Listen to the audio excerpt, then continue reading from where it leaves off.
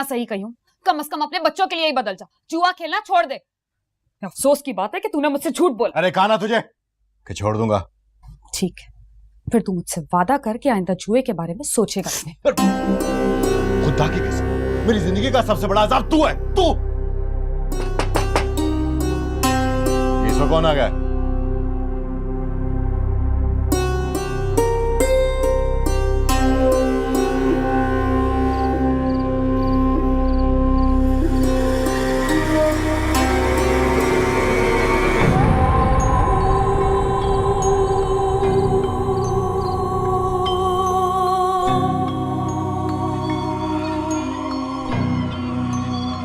कैसी बातें कर रही हो तुम?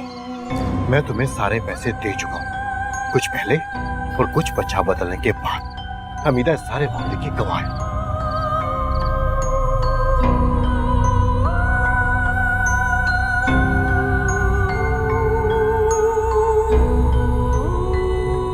अभी तुम यहां से जाओ, मैं अस्पताल आके खुद तुमसे बात करूंगा। मेरी बीवी को शक हो जाएगा। जाओ यहां से, जाओ ना यहां से, मैं खुद आऊंगा।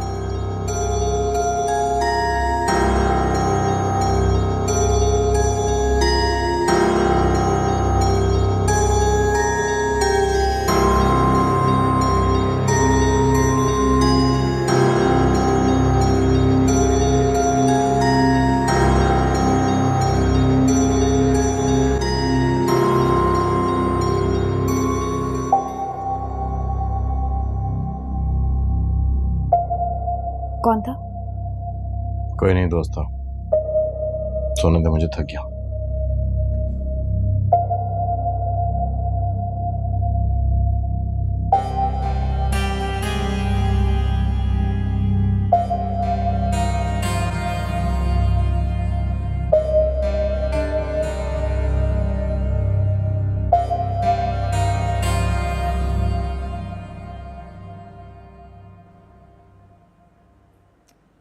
बेटा एहसन सो गए? शहला और एहसन एक दूसरे के लिए कितना तरसे हुए थे। रिफत बहन ने बहुत गलत फैसला किया। मुझे कम से कम उनसे ये उम्मीद नहीं थी। कम से कम यही सोच लेती कि वसीम के जाने के बाद एहसन ही इसके जीने का वाहिद सहारा।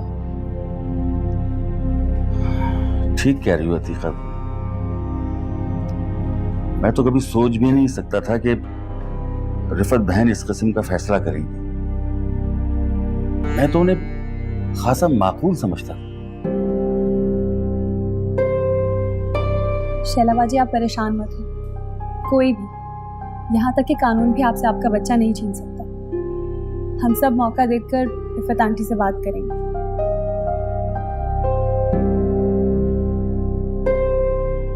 रिफत जैसा सोच रही है ना, मैं ऐसा हरगिज नहीं होने दूंगी। तुम ये मत समझना बेटा कि तुम्हारी माँ खामोश बैठी रहेगी।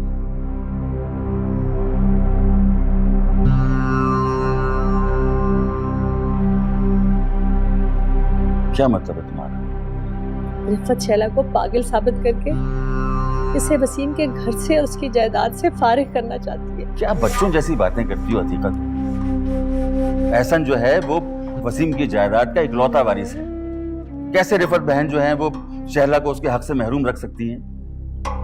और शहला जब जाएगी तो एहसन को साथ लेकर जाएगी। मैं बात करूंगा रिफत बहन से।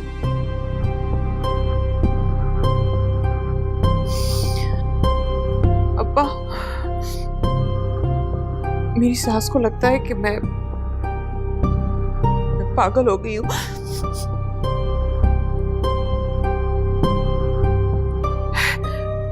मुझे लगता है कि मेरा ज़हनी तवाज़ुन मेरे बच्चे के लिए खतरनाक साबित हो सकता है, इसीलिए उन्होंने ये फैसला लिया। एक तरह से वो ठीक भी है।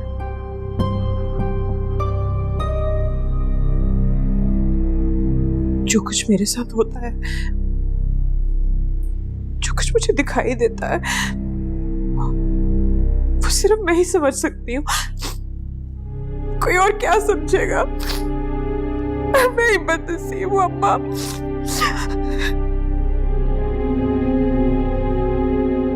ऐसे सोचने वाली बात है, आप सबके साथ एक जैसे वाकयात क्यों हो रहे हैं? तुम अपना छोटा सा दिमाग ना इन मसलों में मत उलझाओ। ये अपना बोया हुआ काट रही है।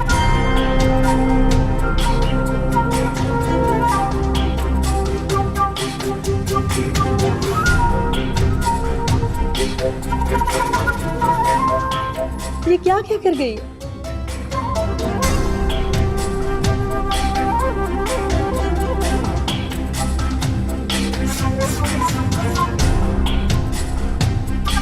पता नहीं।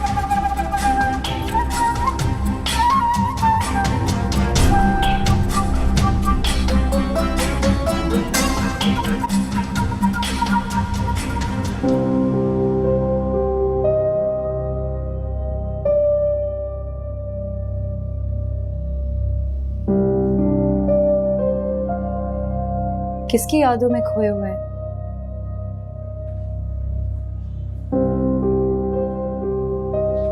क्या मतलब? मतलब मरने वालों की यादें वक्त के साथ मिट जाती हैं, फिर नए लोग दिल में जगह बना लेते हैं। क्यों? गलत कह रही हूं मैं?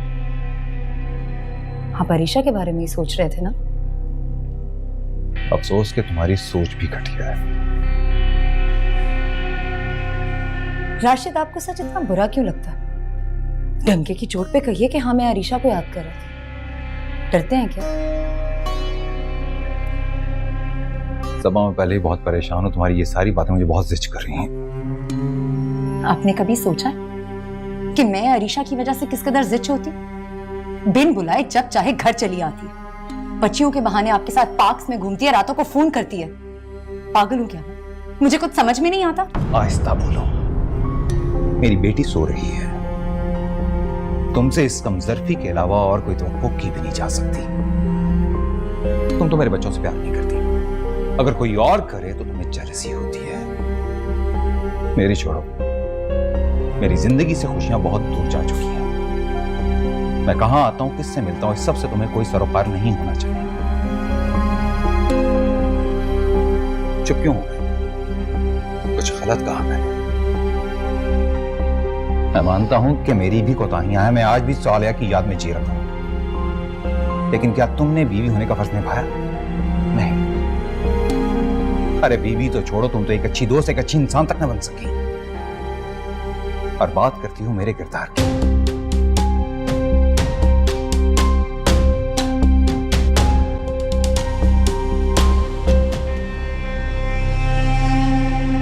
आपकी बेटियों ने कभी हमारा रिश्ता बनने ही नहीं दिया।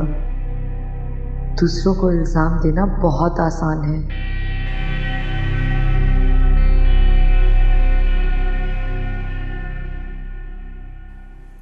जी मॉम, हाँ मैं बहुत खुश हूँ। साजिद मेरा बहुत ख्याल रखते हैं। मेरे ससुराल वाले भी बहुत अच्छे हैं। नहीं, मुझे कोई मुश्किल नहीं हो रही है।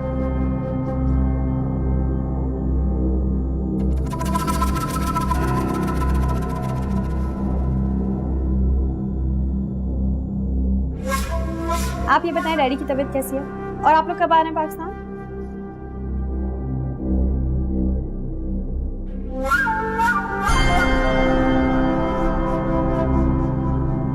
ठीक है, आप डैडी का ख्याल रखें। और मैं बहुत बेचैन हूँ आप लोगों को साजिद से मिलवाने के लिए। I'll call you tomorrow, mom. Bye. कैसी तबीयत है आपकी? सर दर्द से फटा जा रहा है मेरा। मतलब इस घर में एक शख्स नहीं है जो मुझे एक प्याली चाय बना के दे दे। अगर इनका फोन कॉल खत्म हो गया हो तो जल्दी से मुझे एक कप चाय बना के दे दो। क्या हुआ गाना? बीबी दिखाइए मुझे, ज्यादा तो नहीं जला? क्या हुआ गाना? तुम्हें क्या जरूरत थी खाना पकाने की? नजमा बना लेती। दिखाओ। चलो मरहम लगाओ, मैं ये छाला बन जाएगा।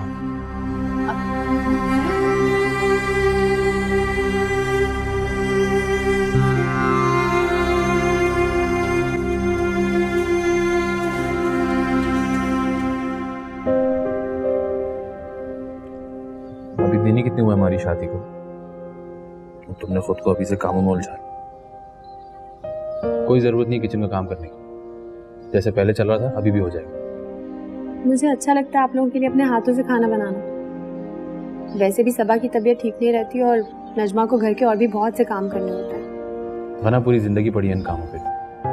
मैंने आपसे कहा ना, मुझे अच्छा लगता है खाना बनाना। आइंदा एहतियात करूंगी, डोंट वरी। रात को तैयार रहना, हम बाहर खाना खाएंगे। हम सबा को भी साथ ले जाएंगे। वैसे भी राशिद भाई आउट ऑफ सिटी है, उसका ध्यान बढ़ जाएगा। ठीक है, पूछ लेना सबा भाभी से। आप पानी से बचाना है इसको।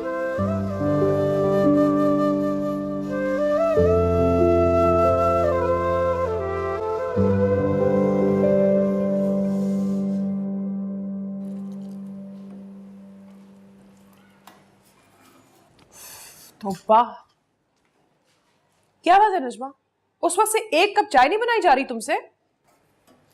आप अंदर बैठे, मैं लाती हूँ चाय।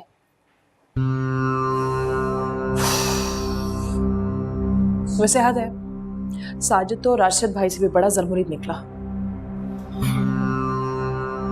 तौबा किस्मत मेरी, दोनों भाई।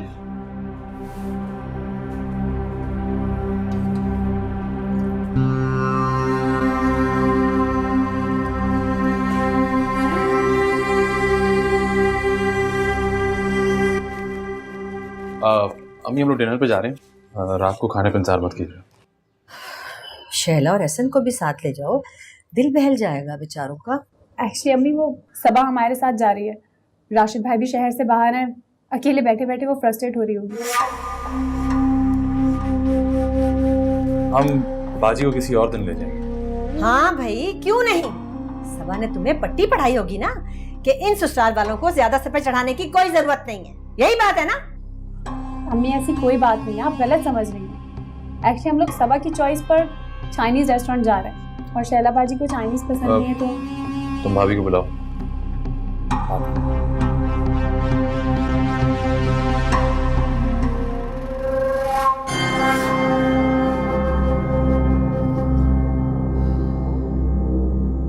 उस पे बुरा वक्त क्या है अम्मा, सबने नजरें ही फेर ली।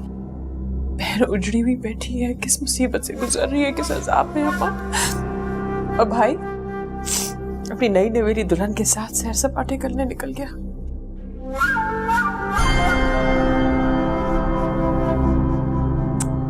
एक बार भी नहीं सोचा कि बहन में क्या गुजरेगी अम्मा। देख रही हूं मैं, देख रही हूं कि सबा खना को अपने रंग में रंगने की कोशिश कर रही है। नहीं छोड़ूंगी मैं माँ, नहीं छोड़ूंगी मैं ना सबा को ना खना को। बात करके रहूंगी मैं दोनों का माँ। तुम परेशान मत हो शैला, मैं सबको देख लूंगी, सबको देख लूंगी मैं। चल मैं तेरा सर दबा दूं, आ जा।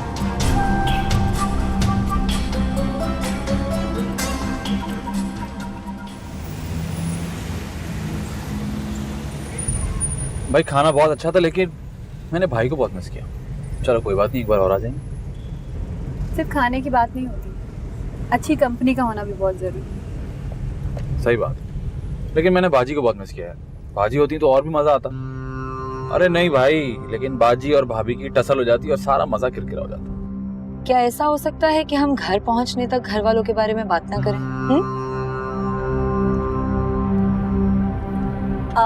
बाय द वे, मैंने सुना है कि इसहाक भाई की बात पक्की हो गई है, तो फिर कैसी है तुम्हारी होने वाली भाभी?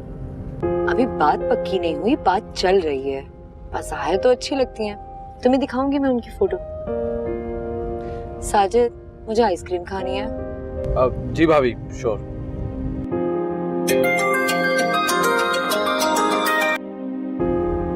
अस्सलाम वालेकुम मम्मी। हाँ जी, मैं साजिद और गना के साथ बाहर खाना खाने आई थी। अच्छा हाँ, तो ठीक है, आप पहले जाके चक्कर लगा ले, फिर मैं राशिद को बोलूंगी मुझे आपकी तरफ छोड़ जाए।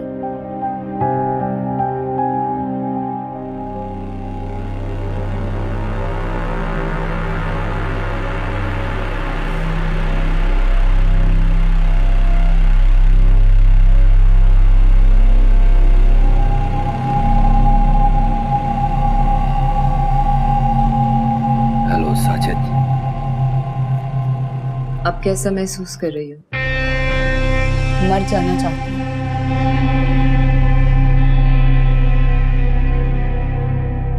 मुझ में अब मजीद तकलीफ बर्दाश्त करने की हिम्मत नहीं है।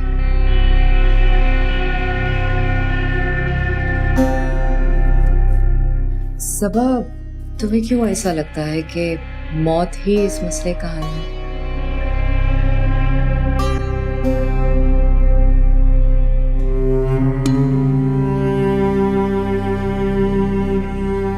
मुझे पानी पीना है।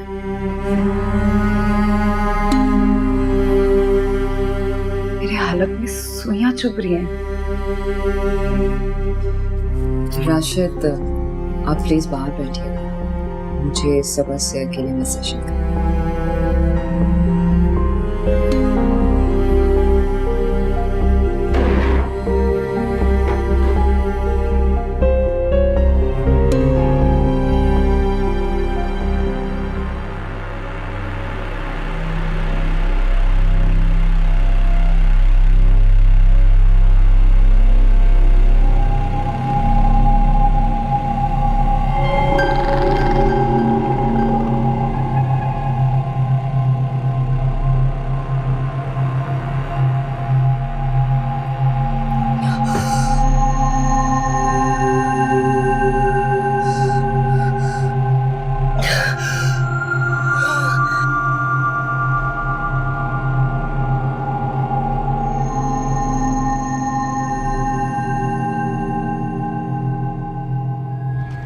लेकिन तुम्हारे भाई जितना बेगैरत नहीं हूं कि अपनी बहन का घर बर्बाद होते देख के चुप बैठा रहूं।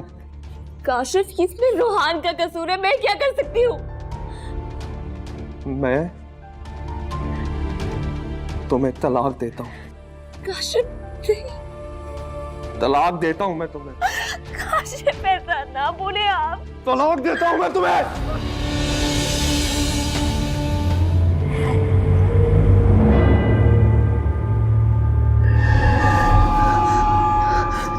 छोड़ दो मुझे। मैंने कहा ना, छोड़ दो मुझे। मुझे छोड़ दो अरीशा, मुझे बचाओ।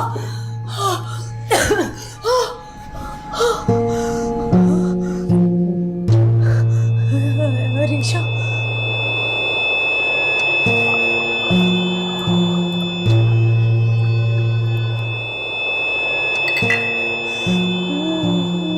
मुझे पता नहीं क्या हो रहा है।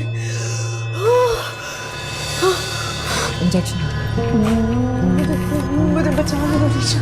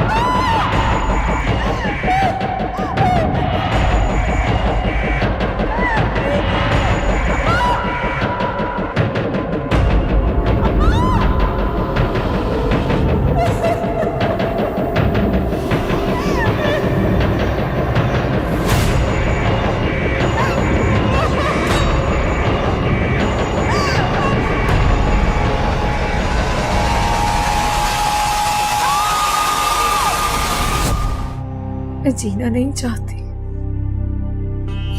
मैं मर जाना चाहती हूँ।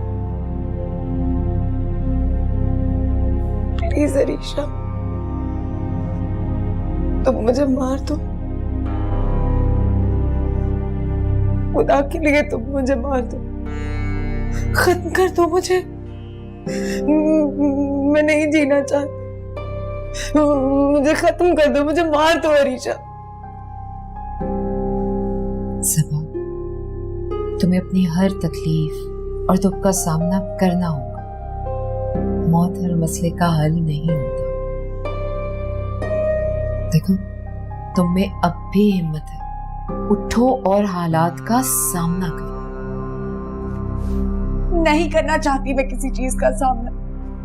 तुम्हें क्या पता कि मैं किस तकलीफ से गुजर रही हूं।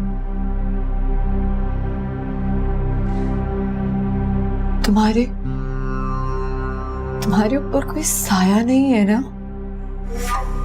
और ना ही तुम किसी बेवफा शौहर के साथ रह रही हो।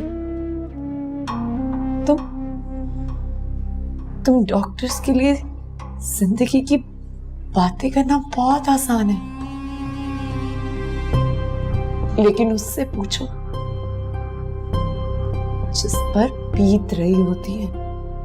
मुझे तुम्हारी तकलीफ और दुख का एहसास है। मेरी सारी हमदर्दियां तुम्हारे साथ हैं।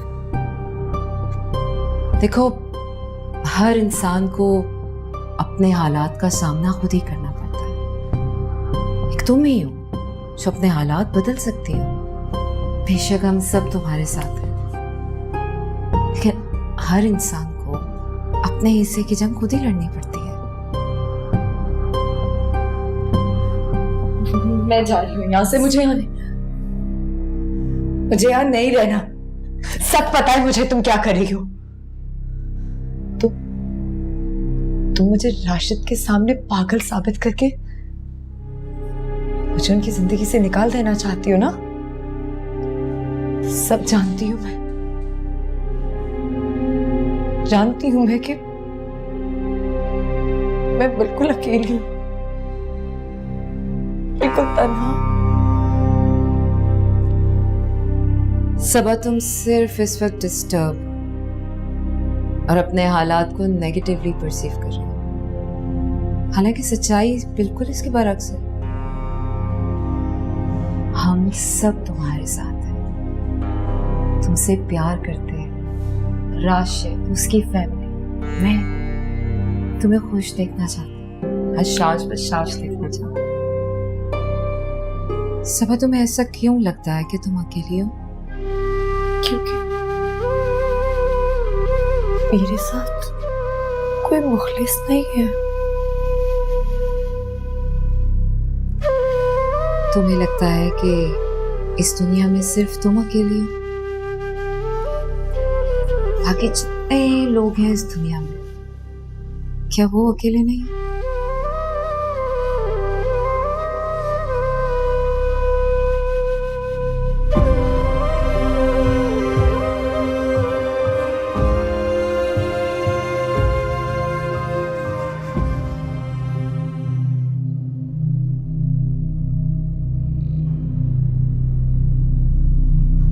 तुम यहाँ क्या कर रहे हो? मुझे यहाँ आने का कोई शौक नहीं है, मजबूरी में आया हूँ। मजबूरी? कैसी मजबूरी? देखो, रात को फाखरा मेरे घर आई थी और मुझे कह रही थी कि मैंने उसको काम के पैसे नहीं दिए, क्योंकि मैं उसको काम के पूरे पैसे दे चुका। अब मुझे सच बता दो कि तुम दोनों औरतों के बीच में क्या खिचड़ी पक रही है? क्या बकवास कर रहे हो कहीं? फाखरा की तो काफी दिन पहले डेथ हो चुकी है। क्या क्या ऑल फॉल पक रही हो तुम? होश में तो तुम? होश में तो तुम नहीं हो। फाखरा की पुरअसरार मौत इसी अस्पताल में हुई है कुछ दिन पहले। मुझे पागल समझा हुआ तूने? अरे मेरे घर के दरवाजे के बाहर खड़ी थी वो, खुद मैंने उससे बात की है। पहले ही मेरे घर में खौफ और रस फैला हुआ है, अजीब अजीब से वाकयात हो रहे हैं, और ऊपर से तूने मुझे ये बात बता। फाखरा की मौत बहुत अजीब थी कहीं, बहुत अजीब।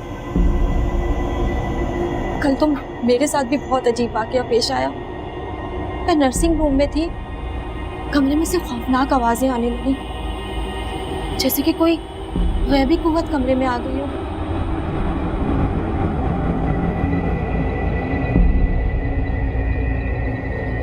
मेरी समझ में कुछ नहीं आता, सब समझ से बाहर है। तुम्हारी बातें सुनकर मुझे लगता है इन सब बातों का ताल्लुक बच्चा बदलने वाली बात से है। मुझे अपना फोन नंबर दो और यहाँ से चले जाओ, मैं खुद तुम्हें कॉल करूंगी।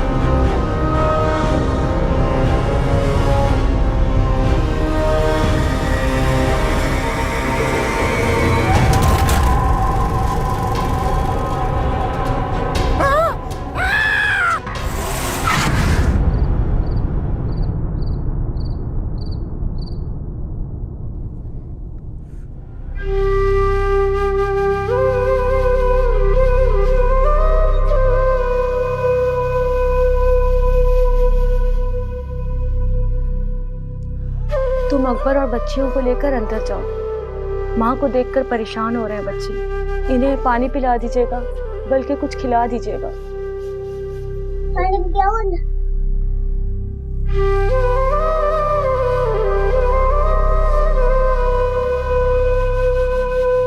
अरे इसे कोई रुलाए, इसका शौहर जमीन में दफन हो गया है और ये ऐसे बुत बनी बैठी हुई है, ऐसे तो ये पागल हो जाएगी। इसके सामने इसके शौहर का जनाजा चला गया और ये टस से मस नहीं हुई, अपने हवासों में ही नहीं है ये तो। राहिला, राहिला कुछ होश करो। राहिला तुम्हारी जिंदगी का साथी तुम्हें छोड़ के चला गया है। राहिला, राहिला कुछ तो बोलो। राहिला, राहिला, राहिला।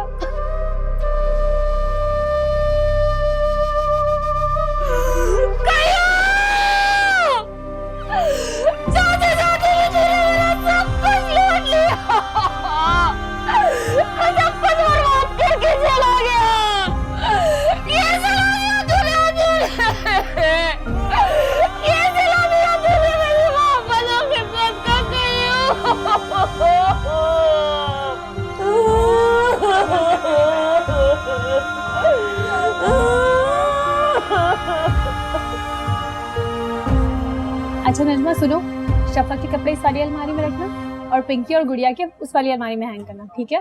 ठीक है खाना बीबी। वो खाना बीबी, सबा बीबी की तबीयत कैसी है? हाँ पहले से बेहतर है।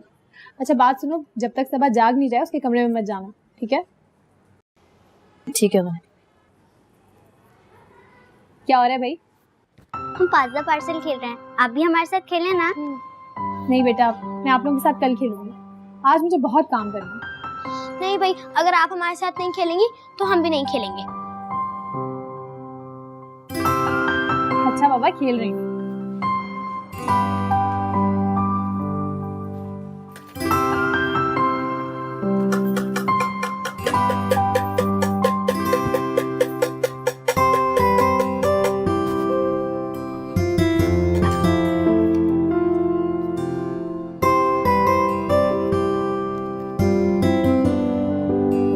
क्या हुआ? आवाज निकालनी। शुरू हो जाओ। फिर से खेल। कितनी प्यारी आवाज है। अच्छा बस चलो दोबारा खेलते हैं। अब आप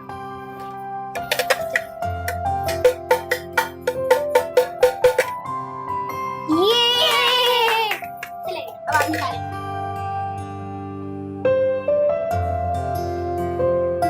मैजिक? लेकिन मैं मैजिक कैसे कर सकती हूँ? जैसे सबा आंटी करती हैं, आपको पता है वो ना मैजिक से हमारी मामा की आवाज निकाल लेती हैं। और वो हमें मामा की आवाज में स्टोरीज भी सुनाती हैं।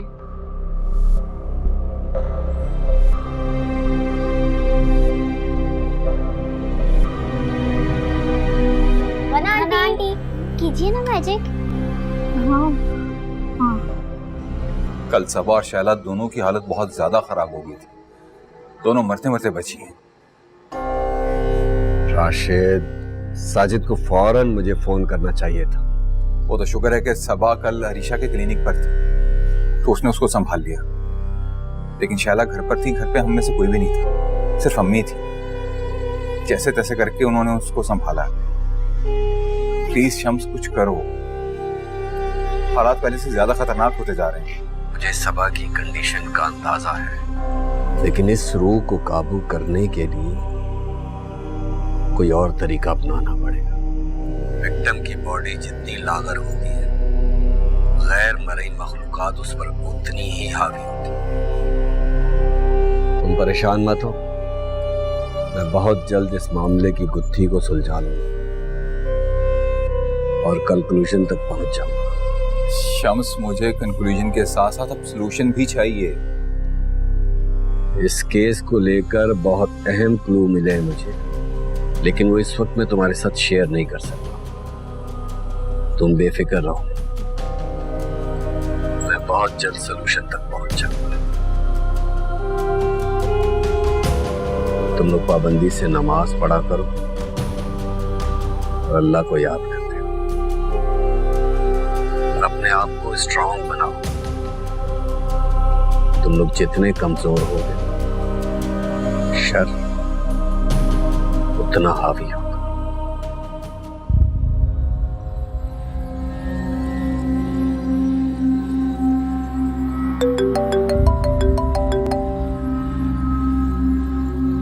हाँ, मैं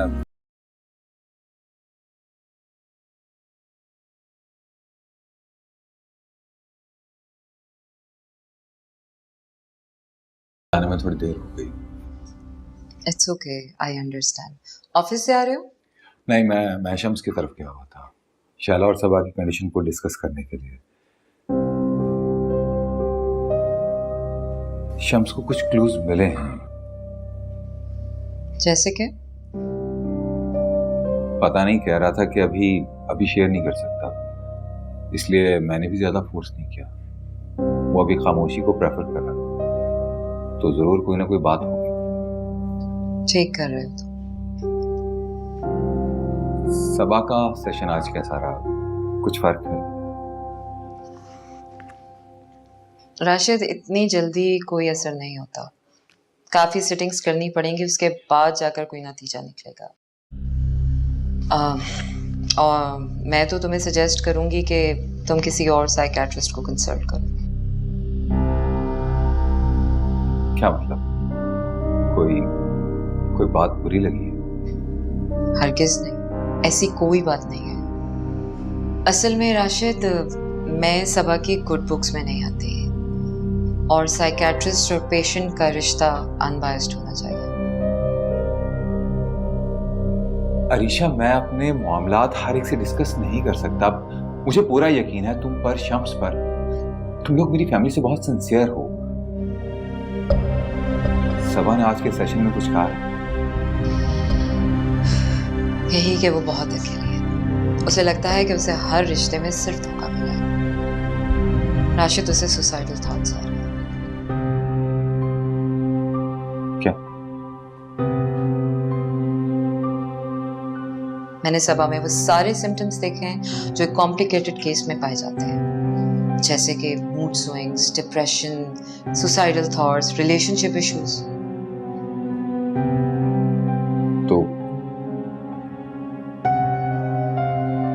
तुम्हारे कहने का मतलब है कि वो पागल हो? हरगिज नहीं। दिमागी बीमारी और पागलपन में बहुत फर्क है। अगर मैं तुम्हें आम अल्फाज में समझाऊं तो उसके साथ होने वाले पुरस्रार वाकयात और तुम्हारे घर वालों के मनफी रवैये उसके दिमाग पर बहुत बुरा असर कर रहे हैं। And let me be very precise to you, negative असर। मैं मानता हूं कि स्वालिया, मेरे कहने का मतलब है कि जिस मखलूक ने सबा की जिंदगी को अजीरन कर रखा है, अगर मैं उसको साइड पे भी कर दूं, सबा ने अपनी जिंदगी को अपने हाथों से खराब किया है। उसका रवैया मेरे साथ और मेरे घर वालों के साथ शुरू से ही खराब है। राशिद, मैं सबा को डिफेंड नहीं कर रही। तुम जो कह रहे हो, आई एम श्योर कि तुम ठीक कह रहे हो, मगर एक दफा तुम अपने आप को सबा की जगह पर रखकर देखो तो सही। उसकी भी एक सोच है, एहसासात और ख्यालात हैं जो अंदर ही अंदर घुट रहे हैं। फिर वो चाहे तुम्हारी मर्जी के मुताबिक हो या ना हो, उसकी फ्रस्ट्रेशन और उसके साथ होने वाले पुरअसरार वाकयात उसे नुकसान पहुंचा रहे हैं। Trust me, she needs help.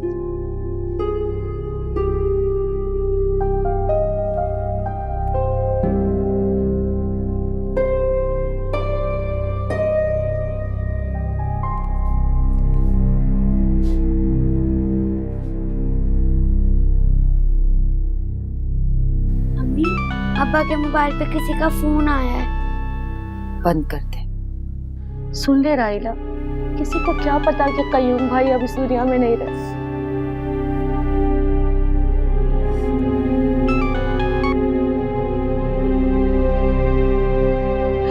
Qayyum, मैं हमीदा बोल रही हूँ। तुम गायब कहाँ हो? कब्र में है कयूम, अपने बोए का फल काट रहा। और जिसने उसे मारा है ना, वो तुझे भी मार देगी। तुझे भी अपने करतूतों का हिसाब देना होगा, समझी तू?